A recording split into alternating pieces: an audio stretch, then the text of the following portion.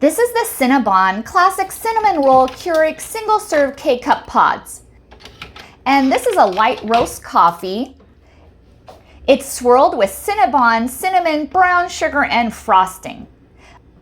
It's a cup of delicious perfection. It's a light roast caffeinated coffee made with 100% Arabica coffee. And it's also certified Orthodox Union Kosher. And it's compatible with Keurig K-Cup Pod single-serve coffee makers. How it works is there's freshly ground coffee inside the K-Cup pods. And the hot water saturates the freshly ground beans and flows through the paper filter.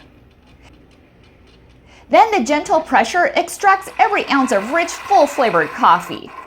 And it just tastes delicious. You will love it, just as much as I do.